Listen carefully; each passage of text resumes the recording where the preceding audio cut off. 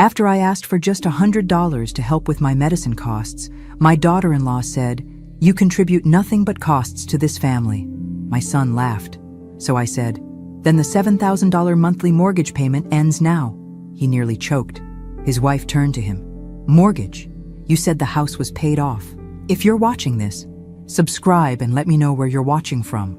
You contribute nothing but costs to this family." Ashley's words sliced through the Christmas morning air like a knife through my heart. Kevin laughed, actually laughed, at his wife's cruelty. So I smiled sweetly and said the 7 words that would change everything. "Then the $7,000 monthly mortgage payment ends now." Let me back up and tell you how I ended up in this situation. My name is Margaret Sullivan, but everyone calls me Maggie. I'm 67, widowed 3 years now, and apparently, according to my daughter-in-law, a financial burden on my own family. Isn't that rich? It started innocently enough. I'd been feeling under the weather for weeks. Joint pain, fatigue, the usual suspects when you're my age. My doctor prescribed a new medication that would help, but it wasn't covered by Medicare. The cost? A modest $100 monthly. Not exactly breaking the bank, but on a fixed income. Every dollar counts. So there I was, Christmas morning at Kevin and Ashley's beautiful 4-bedroom colonial in suburban Connecticut. The tree was magnificent. Presents were piled high, and the smell of Ashley's famous cinnamon rolls filled the air. Emma and Tyler were tearing through wrapping paper with the enthusiasm only 12 and 10-year-olds can muster. I waited until the chaos died down before approaching Kevin. "Honey," I said quietly, "I hate to bring this up on Christmas, but I could really use some help with my new prescription costs. It's just $100 a month." The room went silent. Ashley looked up from her phone, her perfectly manicured eyebrow arched in what I'd learned to recognize as annoyance. "Are you serious right now, Margaret?" "It's for my arthritis medication," I explained, feeling heat creep up my neck. "The insurance doesn't—" "You contribute nothing but costs to this family," Ashley interrupted, her voice sharp enough to cut glass. "First the emergency room visit last month, then the car repair you needed help with, and now this. When does it end?" I stood there, stunned. In 3 years of living alone, I'd asked for help exactly 3 times. But apparently, that was 3 times too many for my son's wife. Kevin, my Kevin, who I'd raised alone after his father died, who I'd worked double shifts to put through college, looked at his wife and laughed. Not a nervous laugh or an uncomfortable chuckle, a genuine, agreeable laugh. Something inside me snapped. "You're absolutely right, Ashley," I said, my voice calm as a lake before a storm. "I do contribute nothing but costs. So let's fix that right now. The $7,000 monthly mortgage payment I've been making on this house ends today." Kevin nearly choked on his coffee. Ashley's face went from smug to confused to pale in about 3 seconds flat. "Mortgage?" Ashley turned to Kevin, her voice barely a whisper. "You told me the house was paid off. You said your mother left you money when she died, remember?" Kevin's mouth opened and closed like a fish gasping for air. But that's when things got really interesting. You should have seen Ashley's face when she realized her perfect little life was built on lies. Kevin looked like he was about to have a stroke, and honestly, I was starting to enjoy myself. "Kevin," Ashley's voice was dangerously quiet. "What mortgage?" "I can explain," Kevin stammered, setting down his coffee cup with shaking hands. "Mom, please don't—" "Don't what?" I interrupted. "Don't tell your wife the truth? That you've been lying to her for 2 years about how you could afford this house?" Ashley slowly stood up, her Christmas morning composure cracking like thin ice. 2 years? "Kevin, we bought this house 2 years ago. You said you had $80,000 for the down payment from your mother's inheritance." "He did have $80,000, I said helpfully, "from my late husband's life insurance policy. The money I gave him as a gift when you decided to upgrade from your apartment." Kevin shot me a warning look. "Oh, now he was worried about what I might say?" "But Kevin," Ashley continued, her voice rising, "you told me your mother died when you were young. You said that's why Maggie wasn't your real mother, just your stepmother." The room fell silent except for the soft hum of Christmas music playing from Ashley's phone. Even the kids had stopped playing with their new toys, sensing the tension. I couldn't help myself. I laughed, actually laughed out loud. "Stepmother?" I looked at Kevin with genuine amusement. "Is that what you told her? That I'm your stepmother?" Kevin's face was now a fascinating shade of red.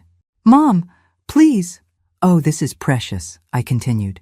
Ashley, honey, I gave birth to this lying son of mine 32 years ago after 18 hours of labor. I have the stretch marks to prove it. Ashley sank back into her chair like someone had cut her strings. You lied about your mother being dead? I didn't lie exactly, Kevin said weakly. I just simplified things. Simplified? Ashley's voice was climbing octaves. You let me believe your mother was dead for 8 years of marriage?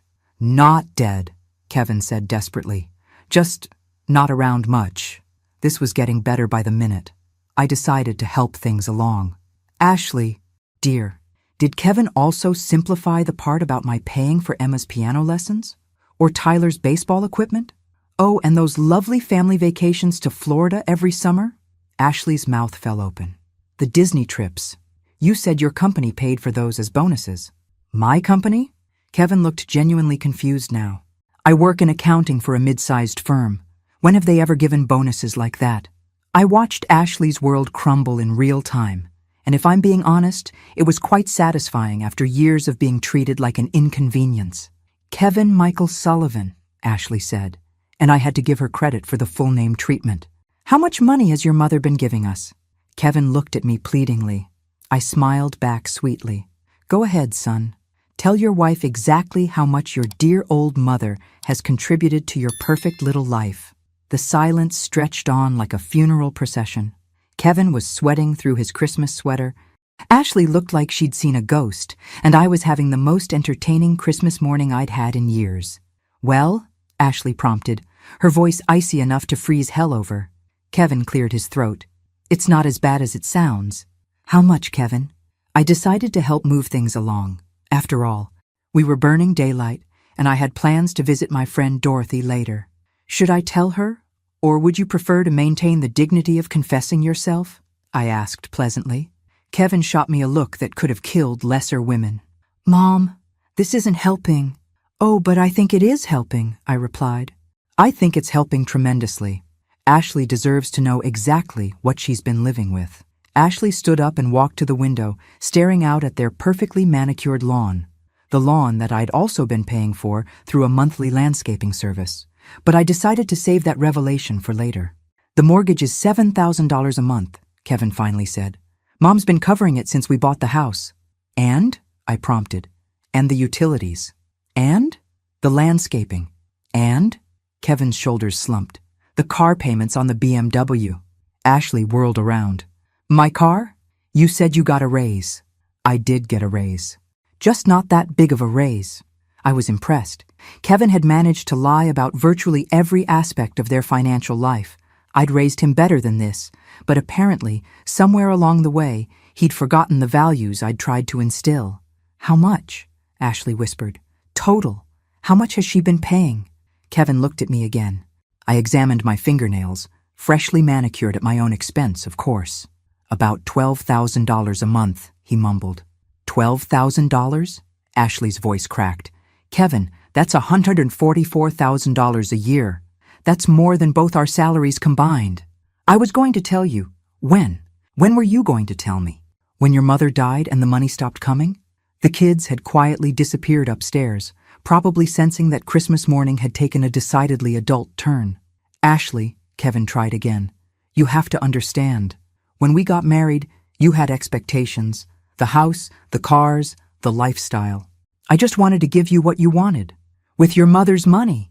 With family money, Kevin corrected weakly. Ashley laughed, but there was no humor in it.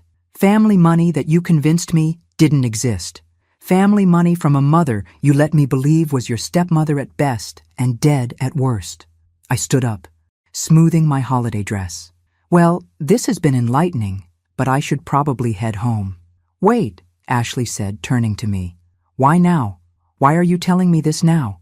I picked up my purse and car keys. Because, dear Ashley, you just told me I contribute nothing but costs to this family. So I thought I'd show you exactly what those costs look like when they disappear. You can't just stop paying, Kevin said desperately.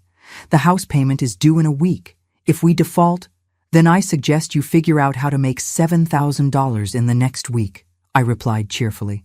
Maybe Ashley can pick up some extra shifts. Or you could ask your company for one of those bonuses you've been telling her about.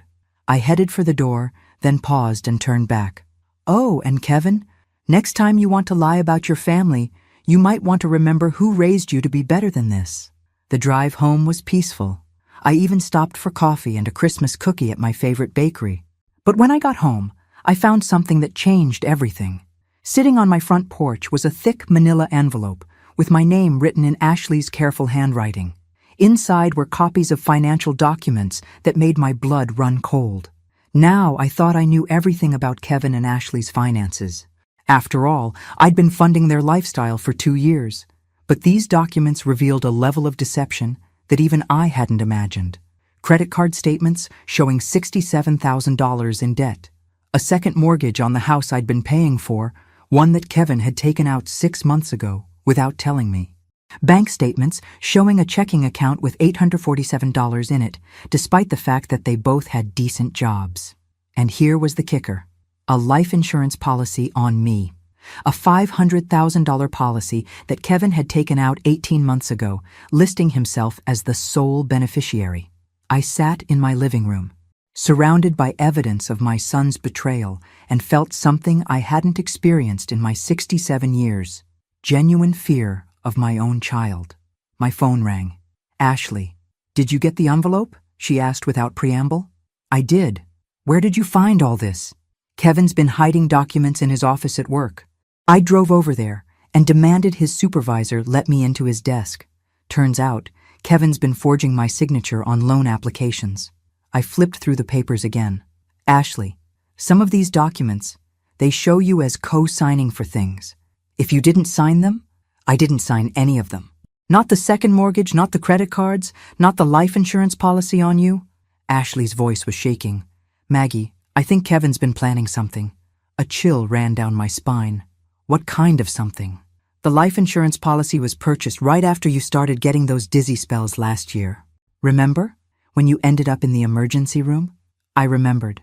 I'd been having episodes of vertigo, and Kevin had been so attentive, insisting on driving me to all my doctor's appointments, staying with me during tests. Ashley, are you suggesting? I'm not suggesting anything. I'm telling you to be careful. Very careful. After hanging up, I sat in my recliner staring at the Christmas tree I decorated alone, as I had for the past 3 years.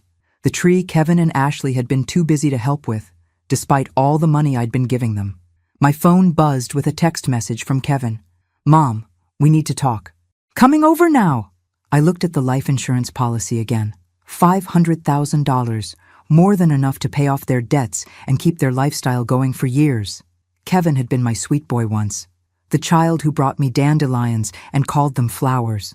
The teenager who worked part-time to help with household expenses when money was tight. When had he become this stranger who could forge documents and lie so effortlessly? 20 minutes later, I heard Kevin's key in my lock. The key I'd given him for emergencies, which he apparently now considered my refusal to bankroll his lies. Mom? He called out. In the living room, I replied, tucking the documents behind my chair cushion. Kevin walked in looking haggard. His Christmas sweater was wrinkled, his hair disheveled. He looked like a man whose world was falling apart. Good. We need to fix this, he said without preamble. Ashley's talking about lawyers, about divorce, about pressing charges for the forged signatures. Maybe she should. Kevin's face paled. Mom, you don't understand. If this goes public, I'll lose my job, my license, everything. You should have thought of that before you started committing fraud. It's not fraud. It's family. You're my mother. Family helps family. I stood up, all 5 feet 4 inches of me, and looked my son in the eye. Family doesn't take out life insurance policies on each other, Kevin. His face went completely white. You know about that? I know about all of it now. The second mortgage, the credit cards, the forged signatures, all of it.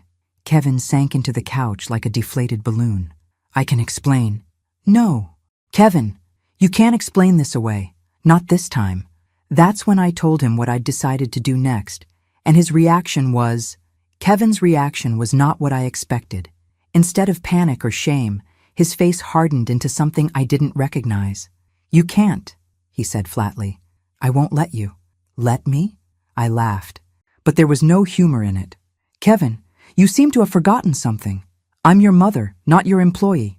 And I'm your only family, he shot back. When you're old and sick and need someone to take care of you, Ashley and I are all you have. The threat was clear, and it hit exactly where he intended. But Kevin had underestimated his mother. Actually, I said, settling back into my chair, that's where you're wrong. I pulled out my phone and showed him a contact I'd been meaning to call for weeks. Elder care attorney, Dorothy recommended. I've been doing some research, Kevin, about elder abuse, about financial exploitation, about what happens to sons who forge their mother's signatures on legal documents. Kevin's confident expression faltered. You wouldn't. I also called my bank this morning, I continued. Amazing what you learn when you ask the right questions, like how someone's been using my debit card information to make online purchases. Purchases I didn't authorize. That was just for household stuff, things for the kids. Identity theft, Kevin. That's what it's called when you use someone else's financial information without permission. Kevin stood up abruptly, his hands clenched into fists. You're making a mistake, Mom. A big mistake. The only mistake I made was trusting you. Ashley put you up to this. Didn't she? She's always been jealous of our relationship. She can't stand that you love me more than her. I stared at my son, this stranger wearing Kevin's face, and felt something break inside me that could never be repaired. Kevin, I need you to leave. Now.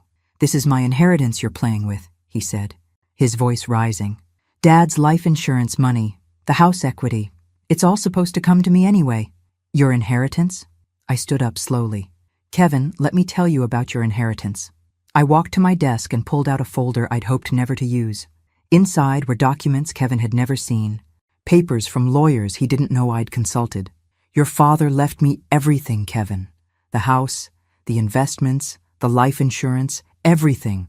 I never legally had to share any of it with you. Kevin's face went ashen. That's not... Dad would never... Your father watched you from the time you were 16 years old. He saw how you treated money, how you expected everything to be handed to you. He was worried about what would happen if you inherited everything at once. I opened the folder and showed Kevin the will he'd never been allowed to see. He left it all to me, with instructions to provide for you gradually, if I deemed you responsible enough to handle it. Kevin grabbed for the papers, but I pulled them back. These are copies. The originals are in a safe deposit box you don't have access to. You've been lying to me my whole life.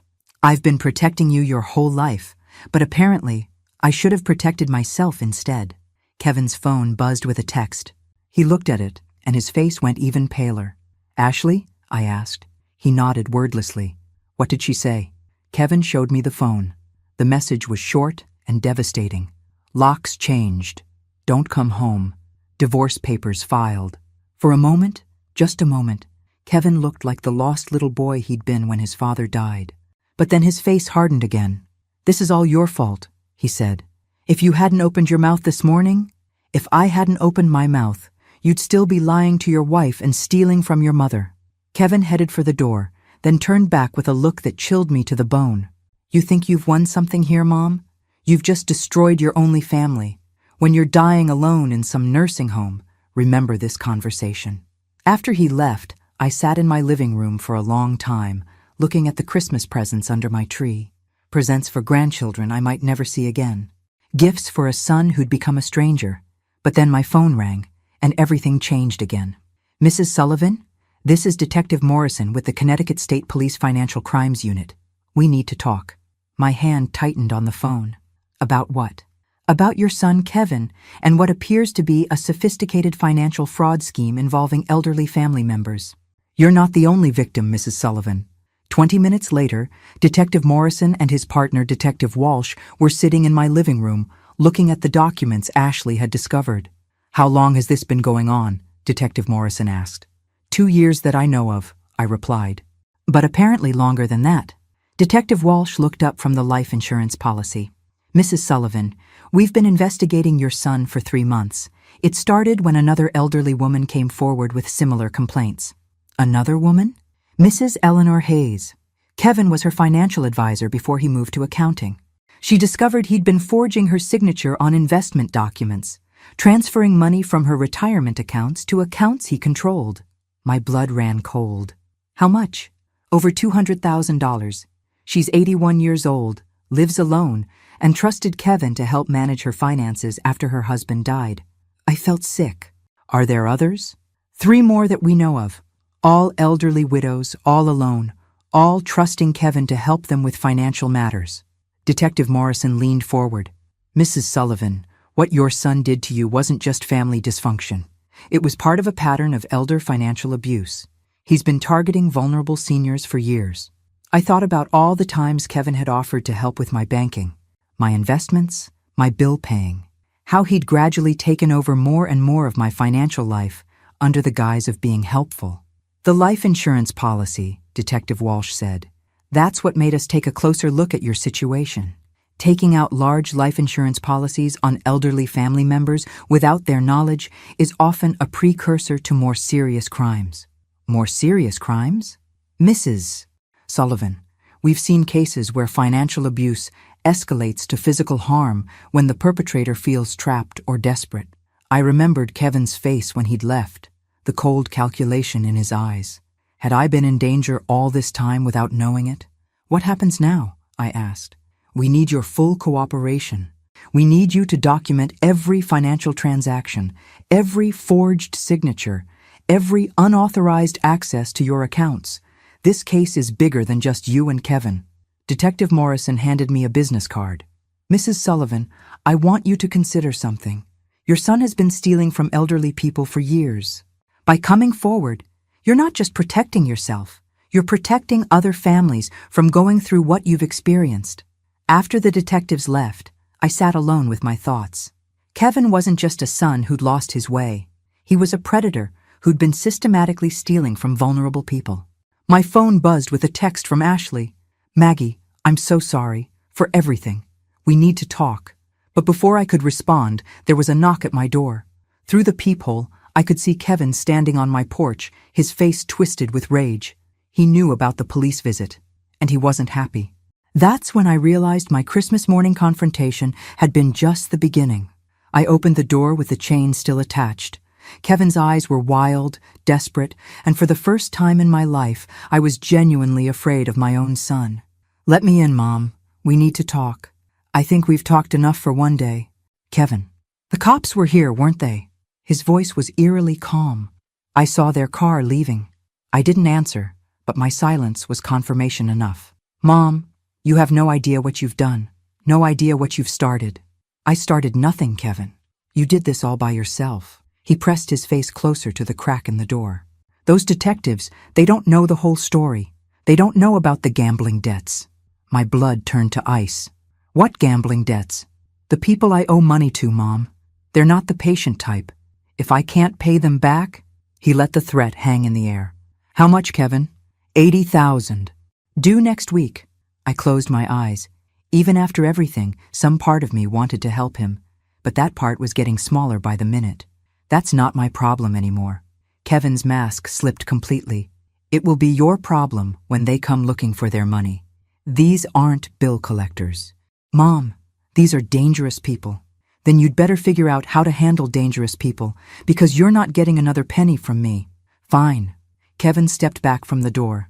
But remember, you chose this. Whatever happens next, you chose it. After he left, I called Detective Morrison immediately.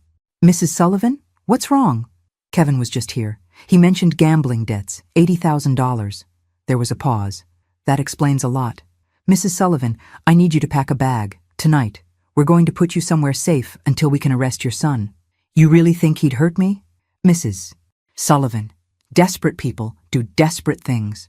And your son just became very desperate. 2 hours later, I was sitting in a modest hotel room across town, watching the local news with Detective Walsh. The story was breaking. Local man arrested in elder fraud scheme. Kevin's mugshot filled the screen. The reporter was describing how police had arrested him at an underground poker game, trying to bet money he didn't have. He didn't even make it 12 hours, Detective Walsh said with grim satisfaction. Desperation makes people stupid. But the story wasn't over. The reporter continued. Police say this is just the beginning of a larger investigation into organized elder fraud in the tri-state area. Detective Walsh looked at me. Mrs. Sullivan, there's something else you need to know. Kevin wasn't working alone. The next morning brought news that would change everything I thought I knew about my son's crimes. Ashley? I stared at Detective Morrison in disbelief. You're saying Ashley was involved? Not initially, he clarified. But we found evidence that she discovered Kevin's activities months ago, and instead of reporting them, she helped him expand the operation. I felt like I'd been punched in the stomach. But she's the one who brought me the documents. She's the one who exposed him. Think about it, Mrs. Sullivan. How did she know exactly where to find all those papers? How did she know which documents to look for? The pieces started falling into place. Ashley's sudden interest in my finances over the past year, her questions about my other assets, her insistence that I should simplify my banking by letting Kevin handle everything. She was planning to turn on him all along, I realized. We think so. Our investigation shows Ashley was positioning herself to be the victim when Kevin inevitably got caught. She'd keep the house, claim she was deceived, and walk away clean. Detective Morrison pulled out a tablet and showed me screenshots of text messages between Kevin and Ashley. These are from 3 months ago, he said. Ashley texting Kevin, "We need an exit strategy. Your mother's getting suspicious." And Kevin's response, "Don't worry, I can handle my mother." I read through more messages, each one more damning than the last. Ashley suggesting which elderly clients would be easiest targets. Kevin reporting back on how much money he'd managed to steal from each victim. Mrs. Sullivan, Detective Walsh said gently, Ashley filed for divorce yesterday, but not because she was outraged by Kevin's crimes. She filed because she knew we were closing in and she wanted to protect her assets. How long have you been watching them? 6 months. Mrs. Eleanor Hayes wasn't the first victim to come forward. She was just the first one brave enough to file charges. Detective Morrison leaned forward. Mrs. Sullivan, we need you to help us with something. Ashley doesn't know we're onto her yet. She thinks she successfully played the role of the innocent wife. What do you need me to do? We need you to meet with her. Wear a wire. Get her to confess to her role in the scheme. I thought about Ashley's perfect smile, her carefully manicured appearance, the way she'd made me feel like an unwanted burden in my own son's life, all while planning to rob me blind. When do we start? The meeting was set for the next afternoon at a coffee shop downtown. Ashley had texted me, claiming she wanted to make things right and discuss how we could move forward as a family. As I walked into the coffee shop with a recording device taped to my chest, I wondered how I'd missed the signs that both my son and daughter-in-law were predators. Ashley was already there, looking perfectly put together, despite supposedly having her world turned upside down. She hugged me like we were old friends, instead of co-conspirators in her husband's downfall. Maggie, I'm so glad you agreed to meet with me, she said, her voice dripping with false sincerity. Of course, dear. Family is family, right? Ashley's smile faltered for just a moment. Exactly. And that's why I wanted to talk to you about our situation. Our situation? Well, with Kevin in jail, I'm going to need your help more than ever. The mortgage, the bills, the children's expenses. I can't do this alone. I sipped my coffee, marveling at her audacity. I see. And what exactly are you proposing? I think we should make our arrangement official, legal. You could sign over power of attorney to me, and I'll make sure all your finances are properly managed. There it was. Ashley wasn't done stealing from me. She was just getting started. That's very thoughtful of you, Ashley. But I have to ask, why now? Why are you suddenly so concerned about my finances? Ashley's eyes hardened for just a moment before the sweet smile returned. Because Maggie, Kevin kept you in the dark about so many things. The real state of our finances, the debts, the obligations. You need someone you can trust to help you navigate all of this. Someone I can trust, I repeated. Like you? Exactly like me. That's when I told her something that made her face go completely white. Ashley, I know about the offshore accounts. The color drained from her face so fast I thought she might faint. Her coffee cup rattled against the saucer as she set it down with shaking hands. I don't know what you're talking about, she whispered. The Cayman Islands account, the one with $247,000 in it. Money from Mrs. Hayes, Mrs. Patterson, and the others. I watched her carefully. Did you really think the police wouldn't find it? Ashley's perfectly composed mask cracked completely. How did you know about it? Ashley, honey, when you're under federal investigation for financial crimes, they look at everything, every account, every transaction, every lie you've told. She looked around the coffee shop frantically, as if searching for an escape route. Maggie, you don't understand. Kevin forced you to help steal from elderly people, forced you to open secret accounts, forced you to lie to me for 2 years. You don't know what it was like living with him. Ashley's voice rose, causing other customers to glance our way. The pressure, the constant demands for money, he said if I didn't help him, he'd leave me with nothing. So you decided to steal from his victims instead of leaving him? It wasn't supposed to go this far, Ashley said, tears starting to flow. It was just supposed to be temporary, just until Kevin could get a better job, make more money legitimately. I leaned back in my chair, studying this woman who'd shared holiday dinners with me, who'd let me babysit her children, who'd called me mom for 8 years. Ashley, what was the plan for me? She looked confused. What do you mean? The life insurance policy, the gradual takeover of my finances. What was the endgame?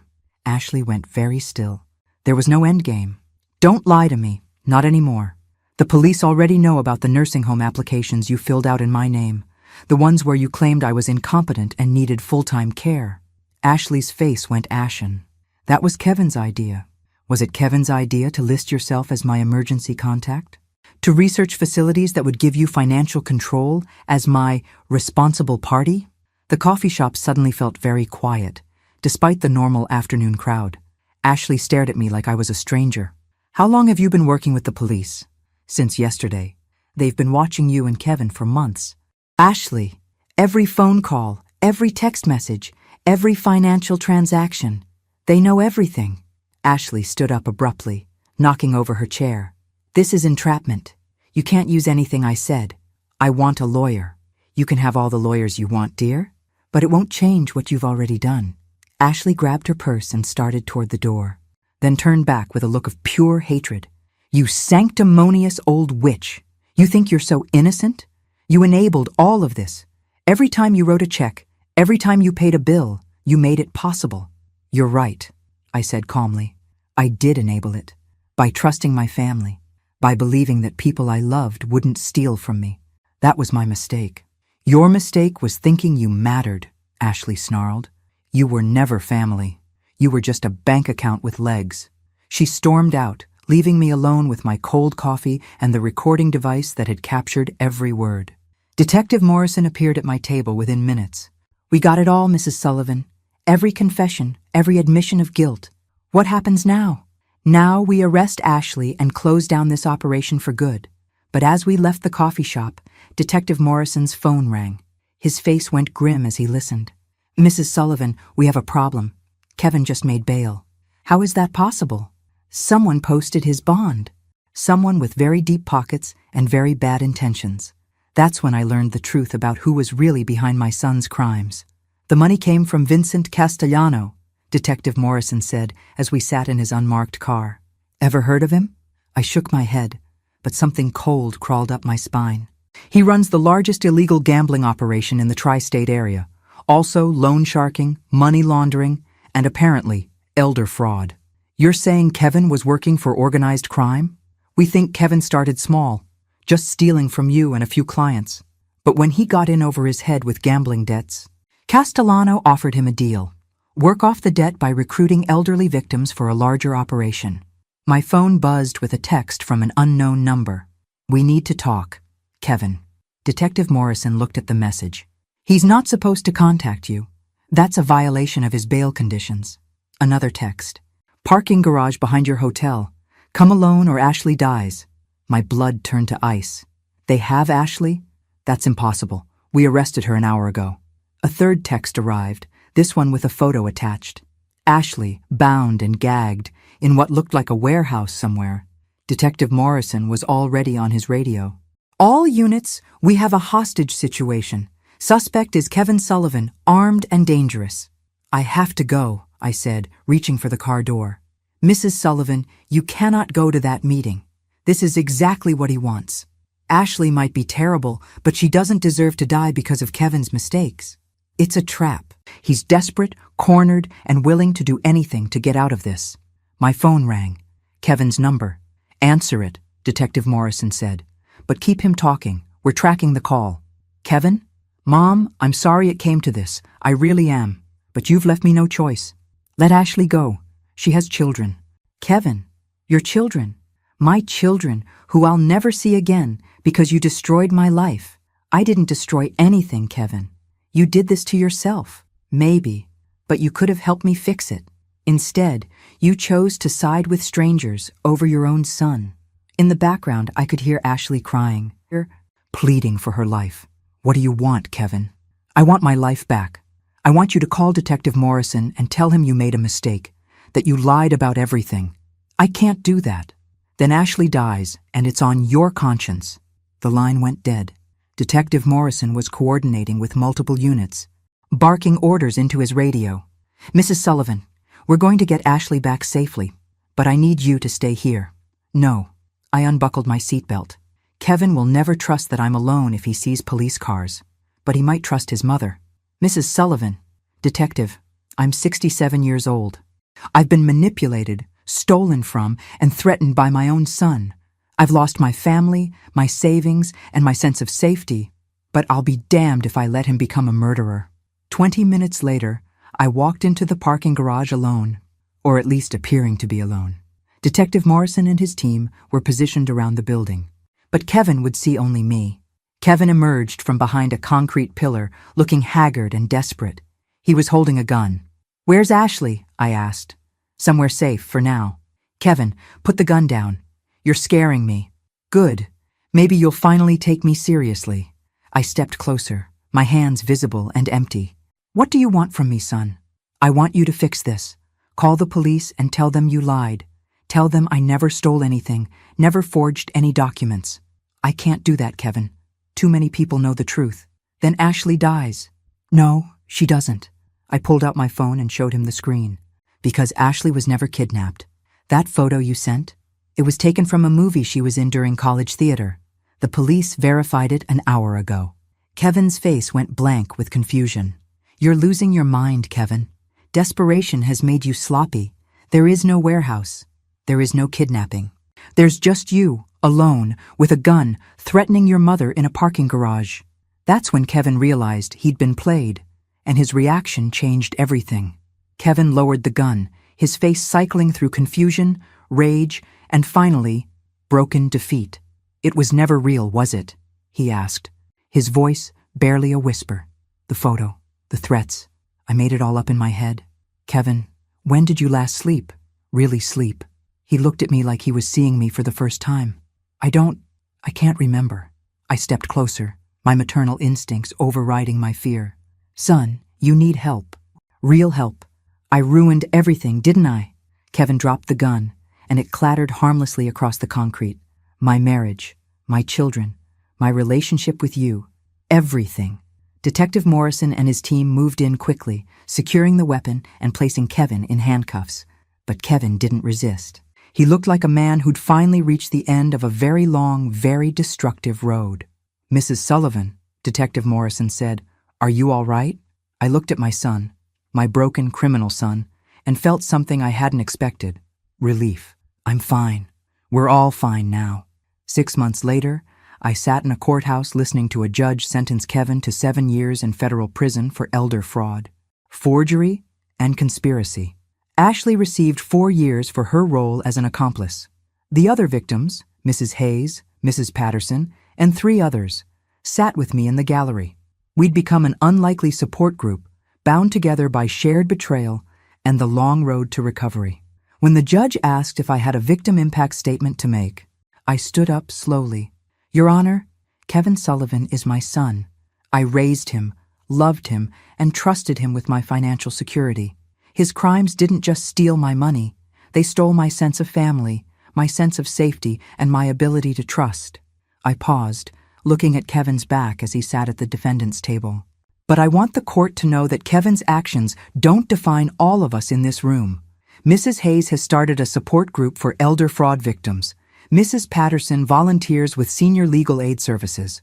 We've turned our pain into purpose. Kevin turned around then, meeting my eyes for the first time since his arrest.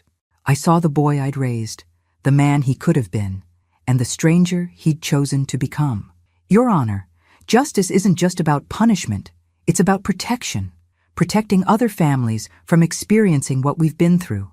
I support the sentence you're considering, not out of vengeance, but out of hope that Kevin will get the help he needs and that other potential victims will be spared.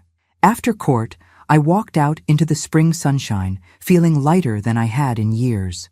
My phone buzzed with a text from Emma, my granddaughter. "Grandma, can I come visit you this weekend? I miss you." Ashley had lost custody to her parents, who'd reached out to me immediately. "Margaret," Emma's grandmother had said, "the children need their grandmother, their real grandmother." I texted back, "Of course, sweetheart. I'll make your favorite cookies." That evening, I sat on my front porch, my paid-off mortgage-free front porch, reading a letter from Dorothy Hayes. She'd written to tell me about the elder fraud prevention program we were starting together, funded in part by the money recovered from Kevin and Ashley's accounts. "We're going to save other families," she'd written. "We're going to make sure our suffering counts for something." As the sun set, I reflected on the strange journey that had brought me here. A year ago, I thought family meant accepting whatever treatment I received, paying whatever costs were demanded, and being grateful for whatever scraps of affection came my way.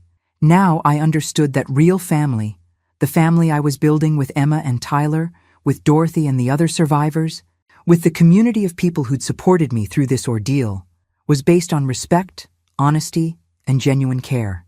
Kevin had taken my money, my trust, and my peace of mind.